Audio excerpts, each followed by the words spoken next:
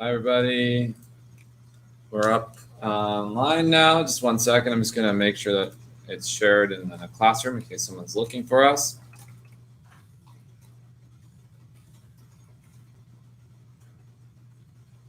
One second. I see 2 of you out there. Let's see if we can catch a couple more. Okay, 3. Wow, okay, great. All right. I am going to do something. Okay. So we have been doing stuff. That's not it. You guys are not in bio? Just 1 second. Yeah, kinetics, right? Okay. So we're working on some kinetics here, and they recently changed they just updated my app, so it looks a little nicer now. You can't see all my tools there. Yes, okay, I remember this unit. All right, is anybody having any problems with calculating the energies off of a graph like this? Any challenges there? Should we maybe do the last practice question today just to make sure?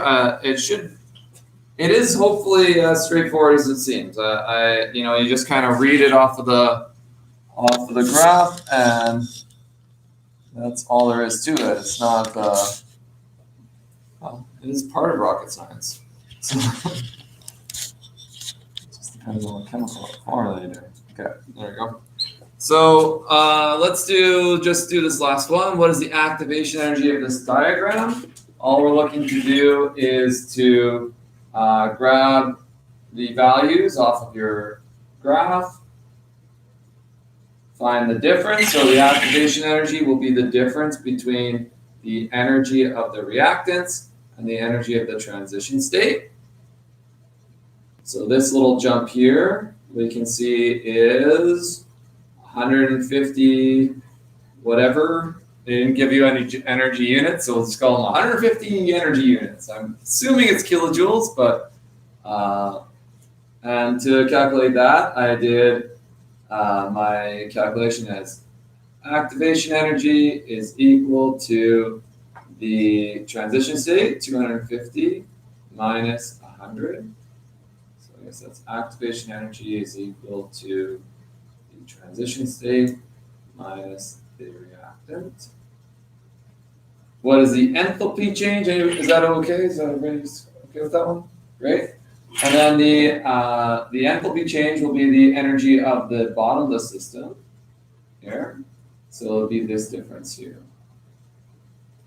So this will be the energy of the products, and the delta H is just the energy of the product minus the energy of the reactant.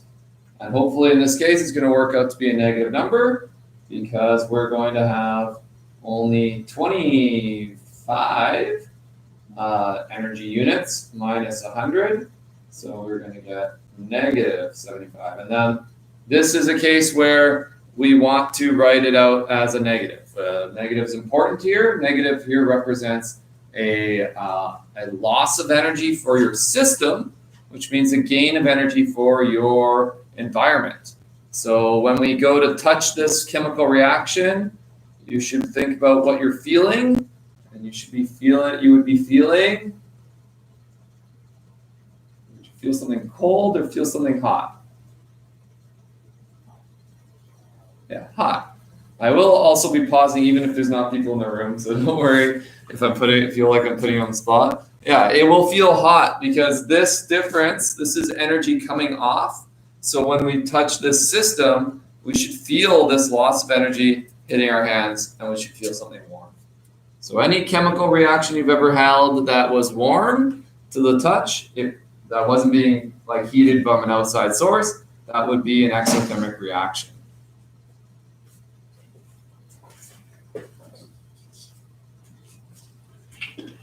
Okay, is the reaction endo or exo? Well, that's we answered our own question. It's exo because delta H is less than 0. And what would the activation energy of the reverse reaction be? So this is always a fun thing to think about, and especially as we move towards equilibrium.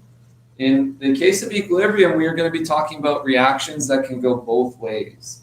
So this is the reaction coordinate this is the forward reaction, but we could read this reaction backwards as the reverse. Reading it backwards, we see that an exothermic reaction in reverse is actually an endothermic reaction. So if you were able to reverse the reaction, you would actually be doing an endothermic process. And to get to that endothermic process, you would have to go over this lump. You would be coming back over this giant lump. And so this would be the addition of the activation energy and the activation energy of the forward and the delta H. Good morning, staff and students. Just a reminder to students, check in with your teachers to find out how you can access learning for the next couple of weeks. There's a variety of options. Just talk to your individual teachers and find out how to do that. And out of respect for the Indigenous people of Manitoba, we at Winnipeg Adult Education Center and the Winnipeg School Division recognize the school we attend resides on Treaty 1 land known as First Nations territory, as well as on the land of the Métis Nation. Have a great day, everybody. Stay well.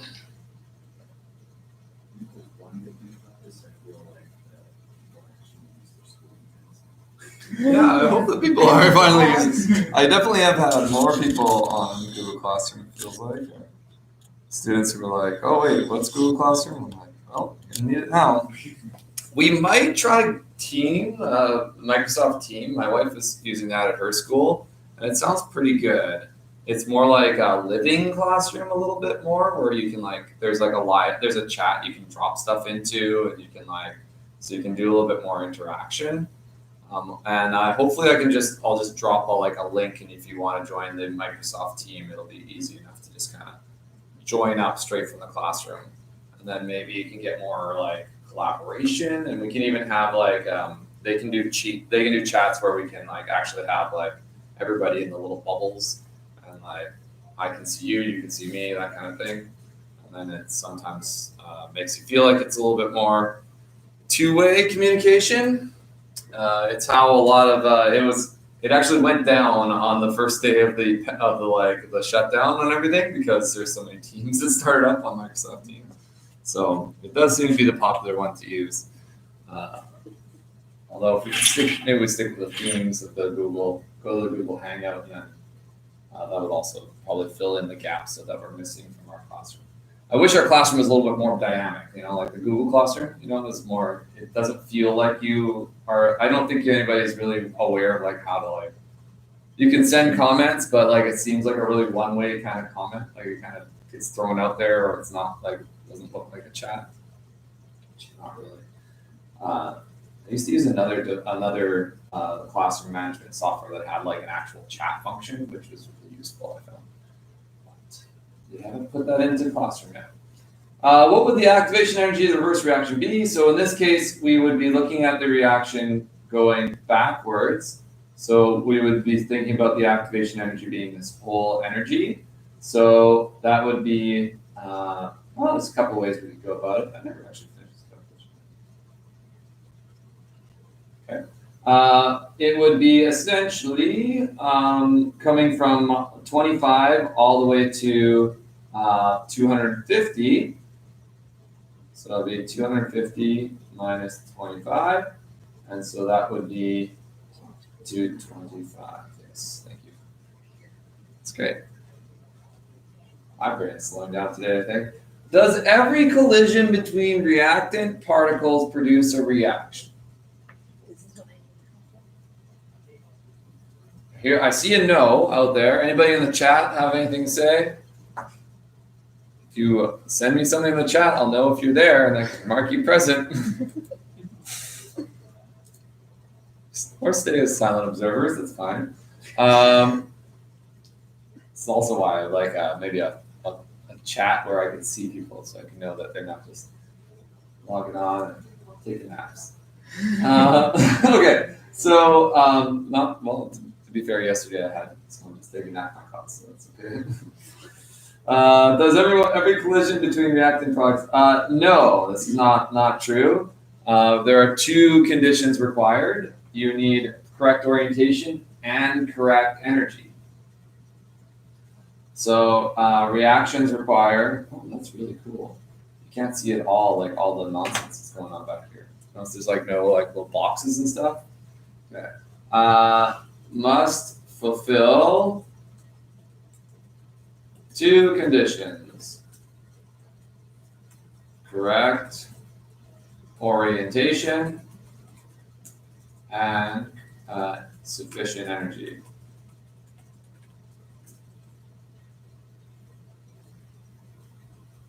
It's not fulfill.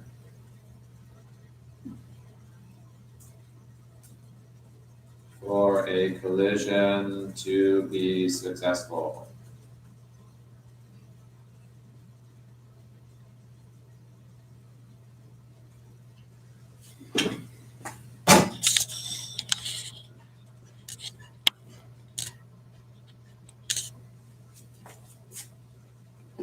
Hi, thanks. Excellent.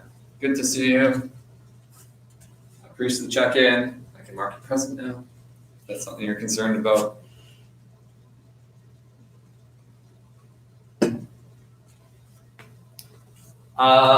Yeah, so the particles are in the air right now. They're colliding all the time. There's lots of oxygen and hydrogen molecules. But when they go to get closer together, essentially the amount of energy between those particles increases exponentially. So as 2 particles come closer and closer together, the amount of energy between them increases. And so they have to start with enough energy to actually get close enough together that a reaction can happen. So one way to look at this is maybe using something like a Bohr model is probably a good place to start. So if you had even if you had, say, a hydrogen molecule, so let's just put a little hydrogen, and it has that one little electron. As we bring these together, the electrons and the electrons on the outside are negative. So these 2 negative charges, as they come close together, they initially have a repelling action. So we would see something like, if this is the radius between them, the hydrogen-hydrogen radius, we would actually notice there would be some sort of energy barrier. And then all of a sudden, they would be so close together that there would be an attraction towards them, because they would realize that they're not just sensing the electron density. As they get closer together, suddenly they can sense the protons. And once the electrons can sense the protons, they can get through that shielding sort of idea. Then they will actually suddenly slam together in a bond, and you'll get something like that. Cool. So they'll actually be sort of a, the end result is something that looks like this. But if you try to push them any farther, then the energy increases again. I don't want to get into the harmonic oscillator, but that is what that's called. So there's an initial repelling action, and then there is and then an attraction as the new option is provided. This new orientation of these protons. Okay. But you have to have enough energy to get over that initial repelling action. Let's just look at the last part here. Explain why the enthalpy change for an exothermic reaction is negative, even though the container gets warmer. So this is where we want to talk about system versus universe, or system versus the surroundings. So the energy in the system, the chemicals that are reacting, is decreasing. Let's say the kinetic energy. No, the potential energy. Energy in the system is decreasing, which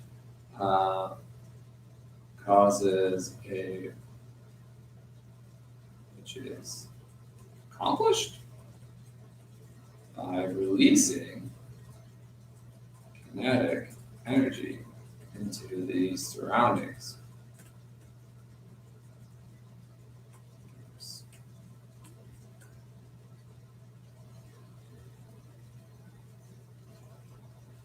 There's a lot of like, if you ever take a physical chemistry course, you might do some box diagrams like this. We can think that, let's see, oh, this is cool. I love this update. Okay, I'm gonna look so in here, the potential energy is decreasing, which releases kinetic energy.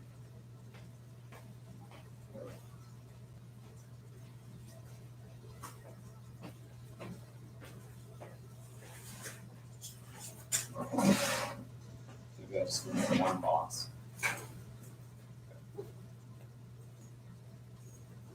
Potential energy goes down, which releases kinetic energy.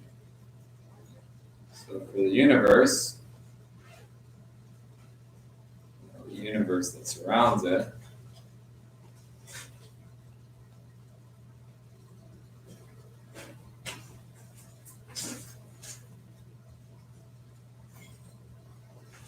the universe gets hotter.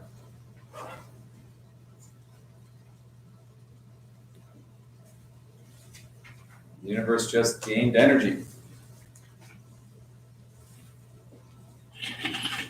Oh, great. Good to see you there on the chat. It's excellent.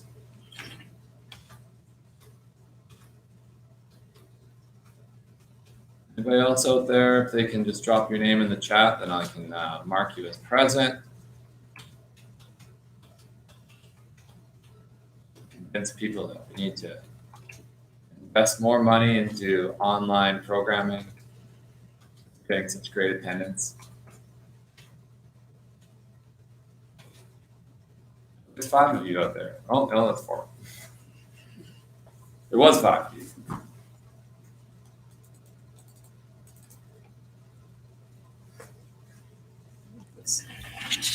What music?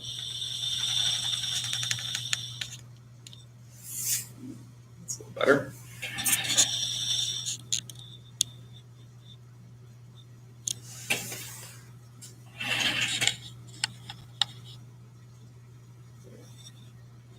You know, 4 days into this, we might actually. Oh, now let's just sit. 5, 6. Okay. Oh, shit. Okay, so we're going to talk about some factors affecting rate. These are some interesting ideas. They're mostly ideas and quantitative. It was there for a day and now it's disappeared. Oh no. I will make a note of it to look into that, Caitlin. Thank you. I'm writing it down on my hand right now. Apparently the Khan Academy list disappeared. Anybody else having that problem?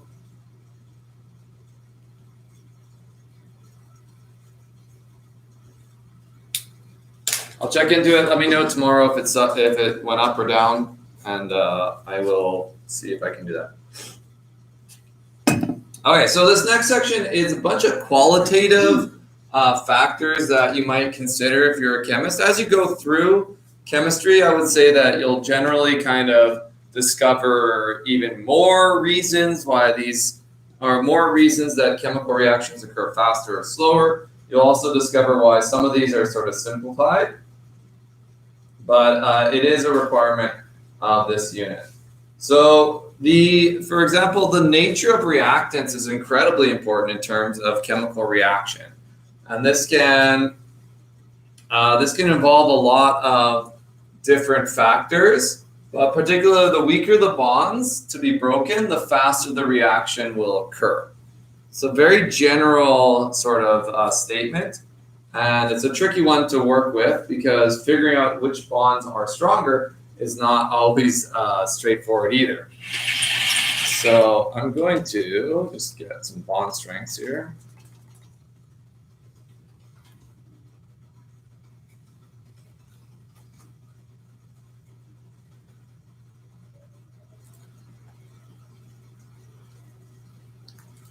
This is one. So right around here is where I would really have loved if they had inserted a specific graphic that I like, but I'm just going to find one right here. I'm interested.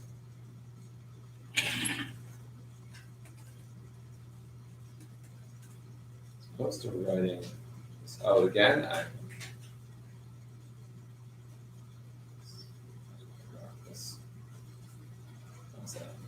No, that's not what I want.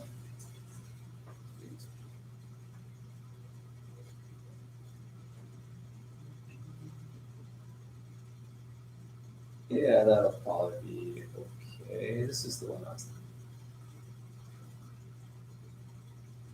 So I'm gonna make a little table here. So this is the relative bond strengths. So some of the most important ones to think about are the comparison between ionic and covalent bonds. Ionic bonds can have very, very high strengths. They can be up into the thousands of kilocals. And this is how a lot of crystals are super, super strong. So a lot of crystalline materials like zirconia, for example, which is zircon and oxygen, technically an ionic bond. It falls in that ionic bond area. And it's almost as hard as diamond. So we're talking about, that's what that cubic zirconia, if you ever get like a fake diamond, that's made of zircon, zirconium and oxygen. And so ionic bonds can be really, really strong. There's a little bit of trickery there where sometimes they're so strong that they get something like flaws where we can actually cut diamonds and we can break them, or we can break crystals fairly easily using various stuff because the bonds are strong. Anyways, I'm getting distracted. Covalent bonds are relatively strong, right? Like sometimes they are very strong, especially in like a diamond. So pure diamond or pure silicon can be very strong, but sugar is a covalent bond as well. And so we can burn sugar at pretty low temperature. We can melt plastics at like 200 degrees Celsius. Most salts melt at like 2000 degrees. So the ionic and covalent natures are very important. Hydrogen bonding, this is like water itself is made of hydrogen bonds. And in the case of water, those bonds are always breaking and reforming all the time. So it's a continuous dynamic system of hydrogen bonds breaking and forming even at room temperature. Van der Waals forces are a little tricky. They are technically between two atoms very, very small, but they grow exponentially, I believe, if you have enough of them. So something like oil and lots of oils or waxes, even some plastics are held together by Van der Waals forces, but they use thousands of them all at once to kind of build up that strength. So they're sort of additive. The other one is the dipole-dipole interaction. This one is one of the reasons why polar and nonpolar compounds don't mix. Is that polar compounds can dissolve. Okay. Now we haven't talked about bond types that well. I don't think it was a topic in grade 11 chem. It's one that I think should actually be in grade 12 because I think there's a lot to be gained in discussion here. Maybe in a later point, I'll make a video about bond types so you can review it a little bit. In this sort of qualitative unit, we can probably just say something like ionic. The best comparison is, or strongest comparisons would be something like a good qualitative comparison for a first guess on which is a faster rate is to assume ionic compounds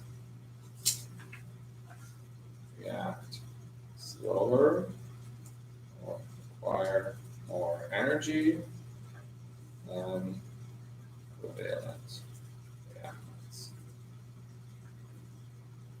That's probably a fairly safe first bet.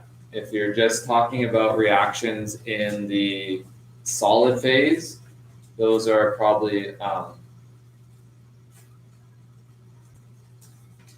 especially in solid phase.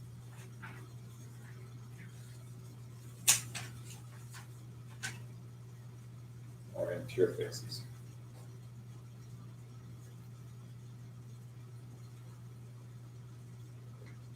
Let's just say not in, say, especially, or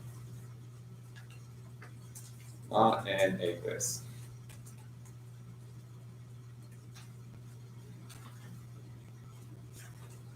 I would not apply to the aqueous phase because ionic compounds love aqueous phase, and they get real reactive in that phase. So,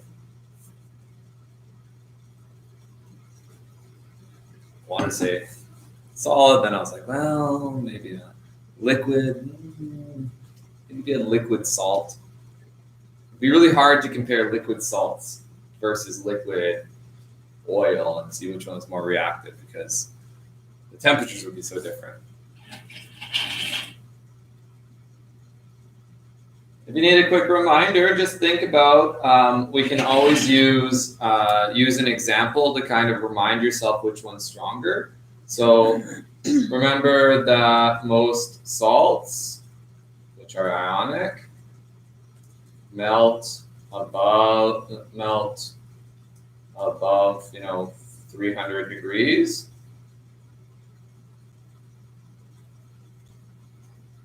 C. Covalent compounds usually melt around 60 to 160 degrees or 200. Like plastics. If we want to recycle plastic, it's like 200 degrees Celsius is all you need. If you want to recycle a salt, you might be talking about like 1,000 degrees. I think like aluminum oxide is like 2,200 degrees, something like that. So like, there's some pretty high temperatures. Melting point.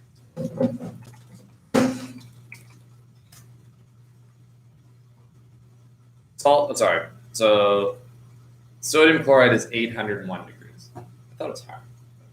Potassium chloride is 770 degrees, etc.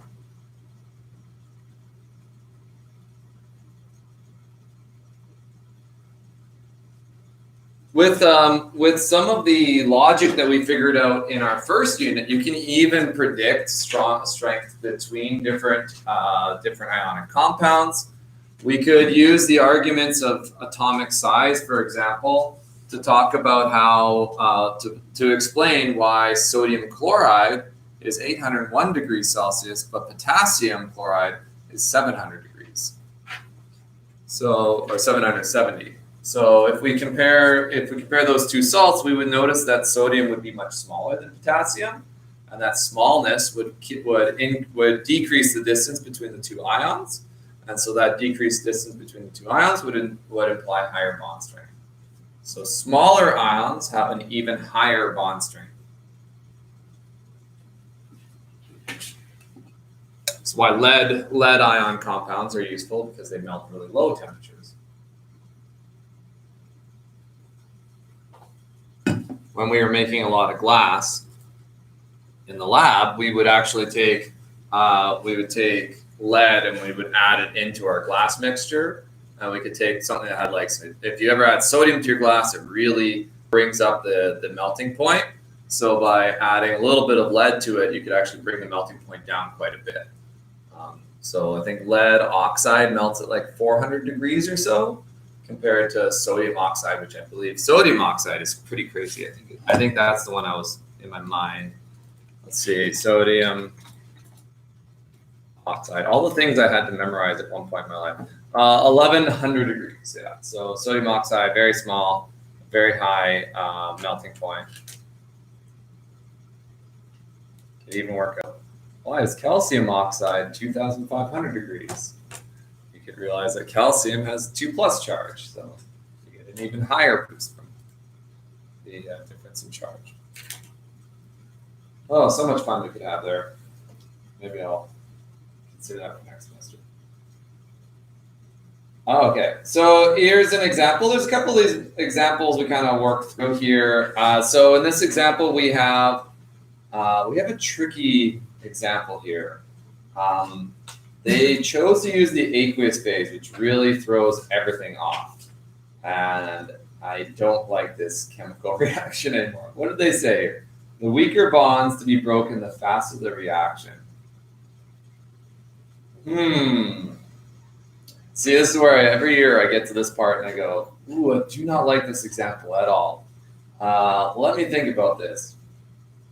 Because we have an aqueous reaction here, which aqueous reactions are incredibly quick. So if you had to do both of these reactions at the same temperature, I don't know if you would be able to get them to react, get that first reaction to actually be faster. I really think they should be comparing reactions that are the same temperature and the same phase. So I'm going to do that. I'm going to just erase this aqueous because this is what's bothering me.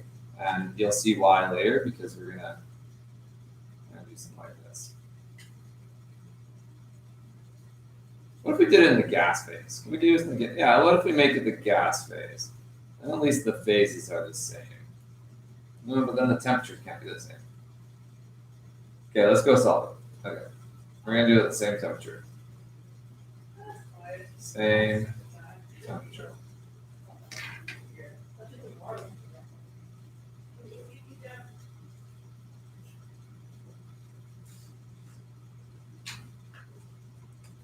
If we performed these experiments at the same temperature,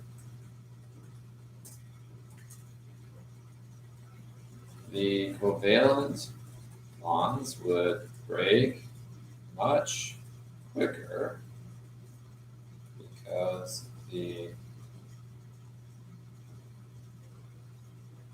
they are weaker.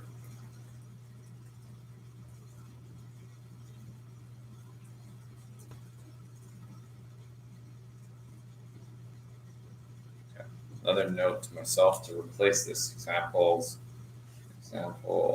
of the kinetics. Okay. If I actually do all the things on my hand today, then I'll get a lot of work done this afternoon.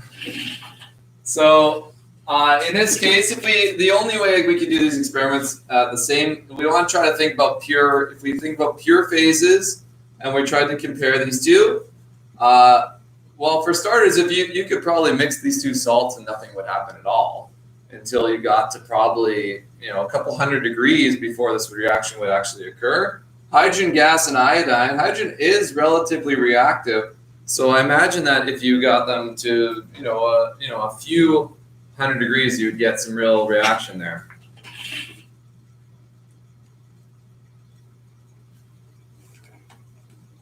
I'll check that assignment right now. Let me see. People. Well, it brings me such pleasure to see all of you. Such happiness to see all of you up on the classroom here. Where are you? Right. Yeah, I do see your assignments there that are handed in, I believe. Yeah, I see all your assignments there, so that's good.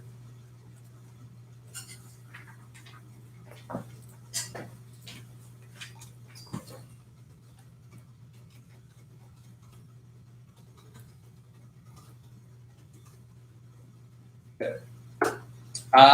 Yeah. Now we're going to talk about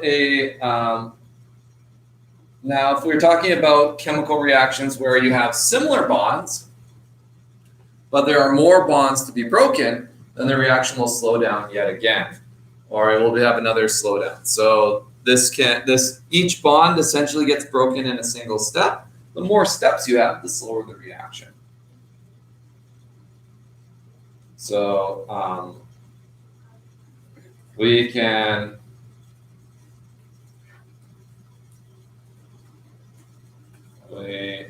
should assume that chemical reactions occur in steps of one bond breaking at a time. So more bonds equals more time. That's a good first approximation. This is a approximation. This is an approximation for estimating the action. So once again, these are qualitative ideas. They are not guaranteed. They're definitely not set in stone. There are the occasional chemical reaction that happens with more bonds at a time. But most of the time, we are usually breaking one bond at a time. In fact, it's the whole subject in organic chemistry. Your first organic chemistry course you ever take has a concept of the SN1 and SN2 reaction. SN1 reactions are reactions that happen one bond at a time. One bond breaks, then one bond forms. And SN2 reactions have two bonds, one bond breaking, one bond forming at the same time. And it's a very fundamental concept in organic chemistry about controlling reaction rates. Sometimes you want the slower one, especially if you're doing an organic synthesis where you have to do multiple reactions in a specific order to try to get somewhere. So we look at this chemical reaction here. We have nitrogen monoxide mixing with oxygen gas to form nitrogen oxide, nitrogen dioxide. And then we have this other chemical reaction, the C8H18, reacting with oxygen to form CO2 and water. So that's decomposition of sugar. Now, this decomposition of sugar does release a lot of energy, but the rate that it releases energy might be slower than this first reaction if you're doing them at the same temperature, at the same time. Same temperature, same concentration. So we do have to make some assumptions that we're using the same amount of energy going in. If you give the same amount of energy to these two systems, I imagine that the activation barrier is probably much higher here. So if you're giving enough energy to get over the activation barrier to the transition state for this chemical, then you probably have supercharged your nitrogen monoxide and the reaction rate is going to go very quickly. Rate typically goes up with temperature.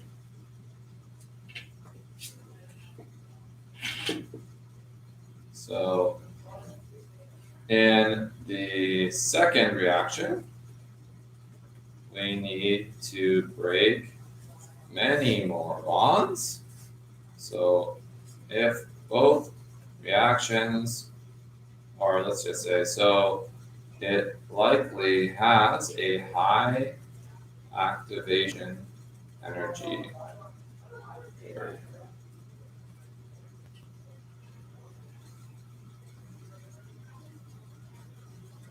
If both reactions were at the same temperature, with the same concentration, we could predict that the NO reaction is quicker since fewer bonds are breaking.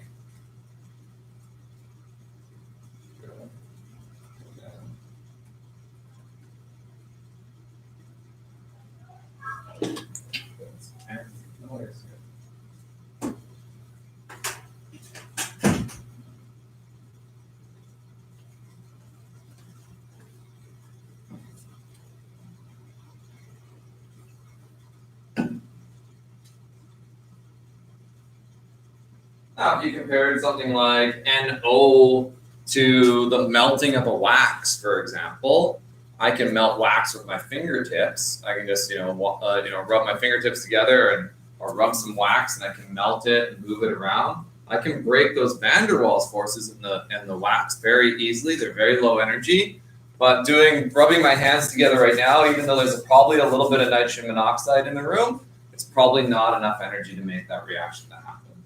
So that's another way of sort of getting an approximation of how fast a reaction is to think about how much energy do you have to put in. If you have to put in less energy, then the reaction is happening faster.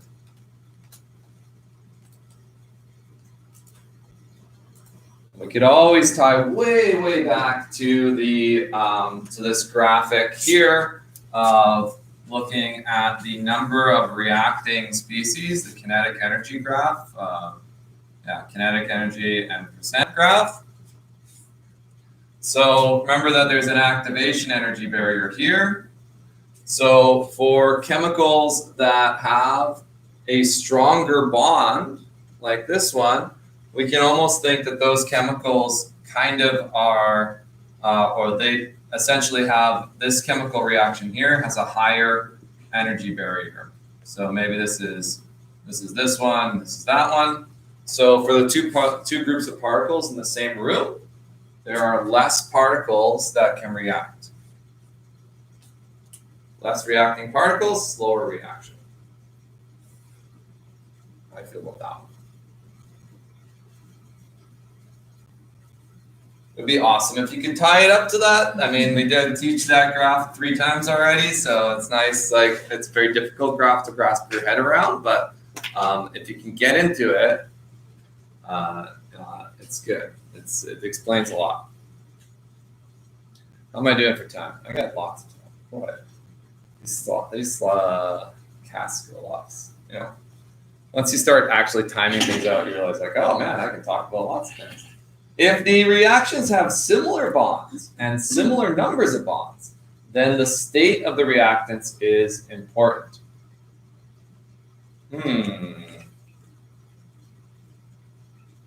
Yeah, okay. I accept their answer. I accept the statement. It is important for sure.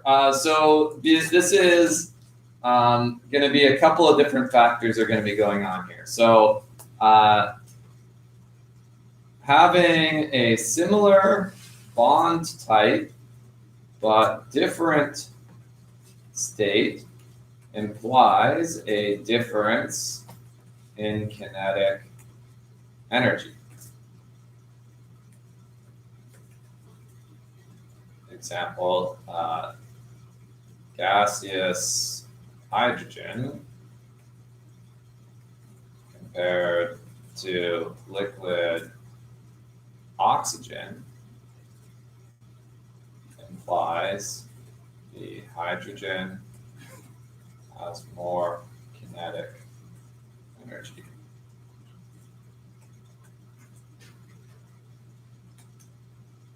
More kinetic energy equals more successful collisions.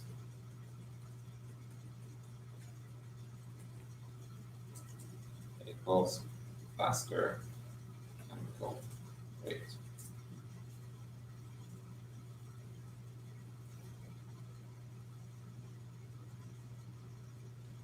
In general, or similar compounds, or similar reactions with similar concentration,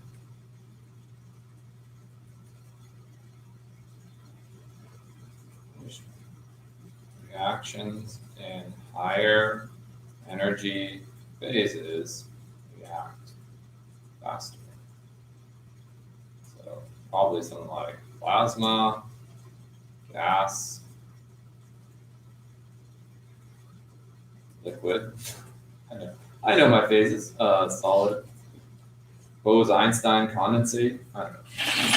Not much chemical reaction happening down there. So this would be the general statement. That's probably the one you need to keep your eye on, but I love it if you know the explanation for that. So in general, for similar reactions with similar concentrations, reactions in higher energy phases react faster. So plasma, one of the reasons plasma is so useful is, for something like arc welding is that it's so high energy that it reacts very quickly. But if you're an arc welder, you might have to worry about, spontaneous reactions with oxygen. Even though there's not that much oxygen in the room, you can get sparks, and you could have some oxidation reactions happening and things like that. Which is another. Is it like underwater welding, like super dangerous? There's only more successful collisions just because they're colliding more often. More often with sufficient energy. Yeah.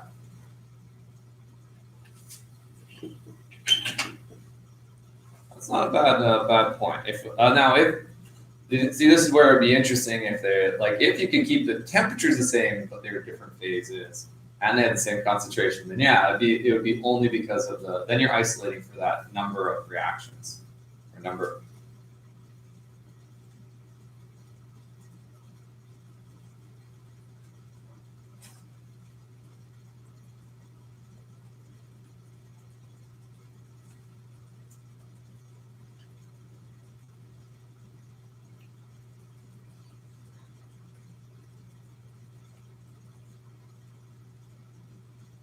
Put that in like a box to the side if you want. It doesn't have to be right there. I'll do like a top box. It's just an idea. So that's a good question though. This is why I need students in the classroom because they know more than I do. In a way, you do. All right. I remember in university there came to a point where you would ask the prof like, "Oh, what about this?" And they'd be like, "I don't know." And you'll realize like you've been spending more time in your day thinking about this like whatever concept they're talking about than they have.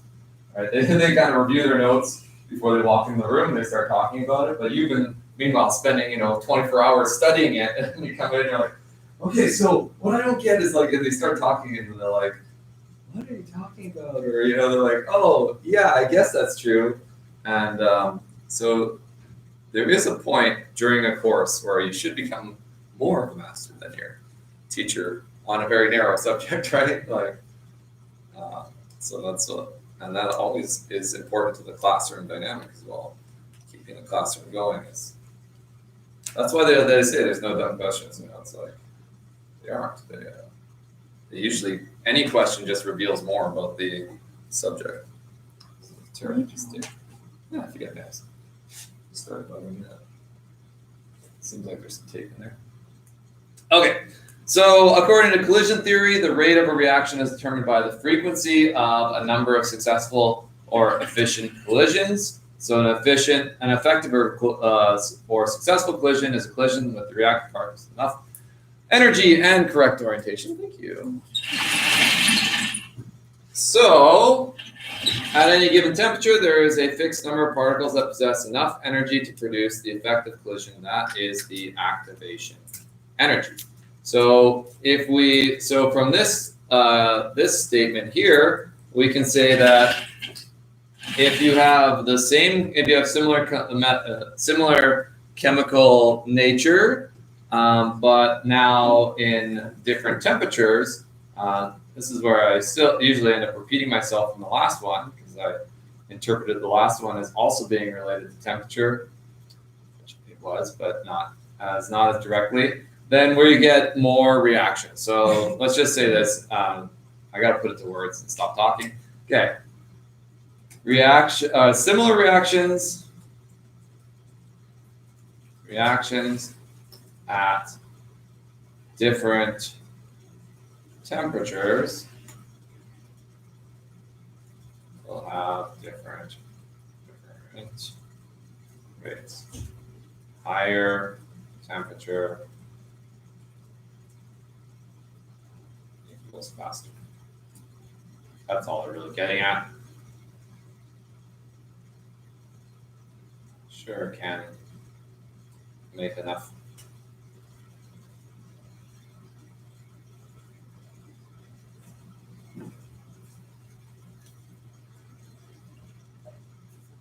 Enough words to say the same thing.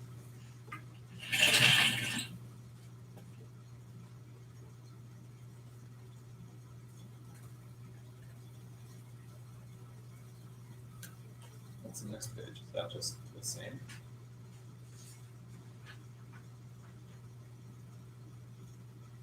Very similar.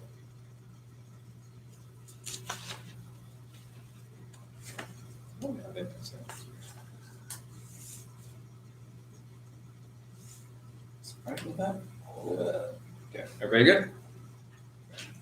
You can pause the video now. Right. So here's another example of that kinetic energy diagram. So higher energy, higher temperature, faster rate. I think that's pretty clear. This is the one change we didn't do on our first lab there, because we didn't have one person boil it. If we had someone boil their HCl and add magnesium, they could have got a much faster rate of reaction. But that's okay. So concentration changes is also a very important concept. So here you are increasing the frequency of effective collision by increasing the number of participants. So if you can increase the number of atoms to interact with, then the chemical reaction will increase. So that's all this is saying. So concentration is also very important. So more particles with activation energy, more particles with activation energy increase the frequency of effective collision. So higher concentration, more reactions. Let's just put a little box here. Higher concentrations equals faster reactions. Okay, can we just do a little bit of a thought experiment? What was the trend we saw in our chemical reaction graph? We had our concentration and rate, or in time, right? And what did we see for concentration and time of a reactant? It would do this, right? Well, how is this idea, higher concentration equals faster rate? How is that represented in this graphic? This is concentration on the left, time on the bottom.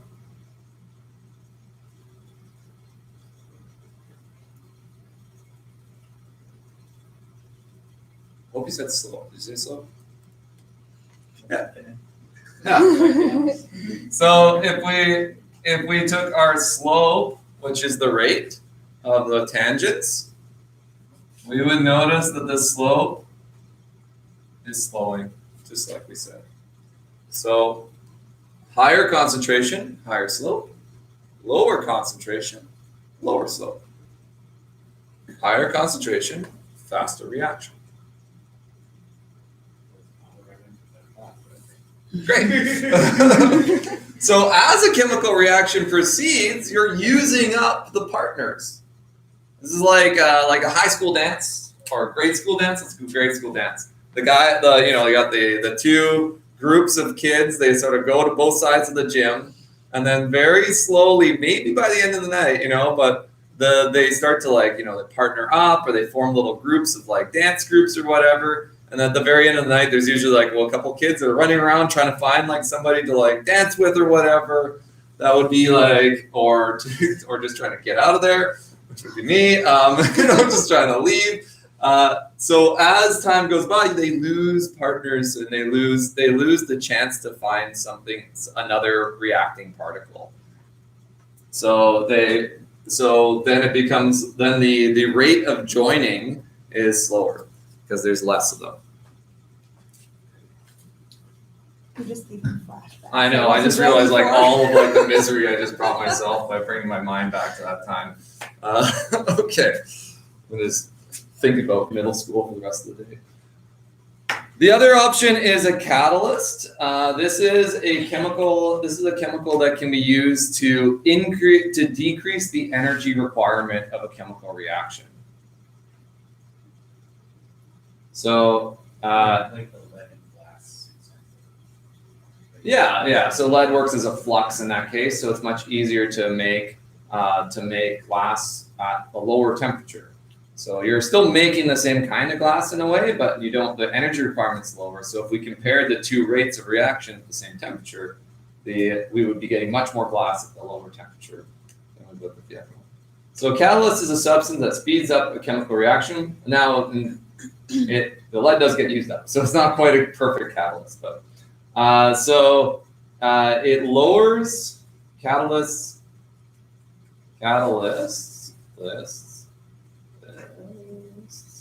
work by lowering the energy requirement of the transition state. Usually by creating a new transition state that involves catalyst.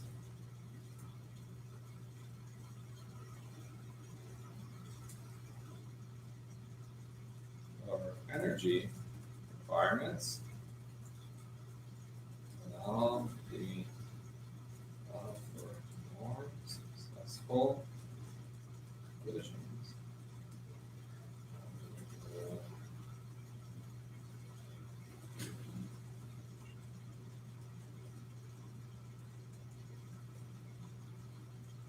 And so what this usually, we usually expect you to draw something that looks like this. So let's say we're doing an exothermic reaction. The normal reaction looks something like that. The catalyzed reaction will be down here.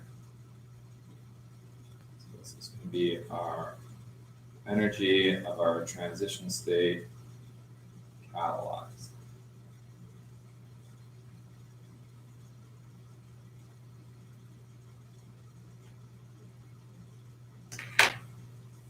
Catalysts are really cool. They're very difficult to study. Very interesting reaction. Very interesting to study, but they're very difficult because they do affect the catalyst state, the transition state. They don't really affect the reactant or the product. So there's lots of theories. There's lots of modeling involved. You might have to do do some quantum chemical calculations, stuff like that. It can be really interesting subject to study. Things like platinum, for example, the actual surface of the platinum is bumpy and it has like free electrons. So it often is used to catalyze reactions, but the platinum itself loves its electrons enough that it doesn't really like to let them go too much. So you end up, it ends up lending a little bit of electron density and then pulling it back right away. So you get the two reactants kind of can fall down on this extra electron density. They end up in a new sort of orientation that gets them closer to the reactions, to the product orientation. And then they release that electron density back to the platinum as they join back in a new form. So we can use a platinum catalyst to cause a bunch of stuff. Carbon works very well as well in pure carbon form, like graphite. That graphite also has a lot of electrons that are all sort of really tightly held to the carbon, but it can lend a little bit of electron to get somebody through their transition state. And then at the end of the transition state, they've rearranged their electrons back. Okay, so we'll end up there. Enzymes are a great example of these kind of chemical reaction or catalysts in our bodies. They're just proteins that catalyze our body reactions, and so you can read about those there. We'll talk about pressure change tomorrow. Maybe I'll bring a children's book that I have that explains why pressure change is important. And we'll talk about that tomorrow. But otherwise, thanks for joining the stream, and we'll see you tomorrow for the end of the week. We'll have one more week of streams next week, and then we'll be on spring break. So I'll take a break from those streams at that point, and then we'll come back the following week. So I don't know if we're halfway through this unit book, but we'll definitely be starting equilibrium by next week is my goal. And we might do a test online. I'm still looking at some various mediums for doing an online test, but we'll see how that goes. Okay, thanks for joining. We'll talk to you later. Sorry, I should have said like.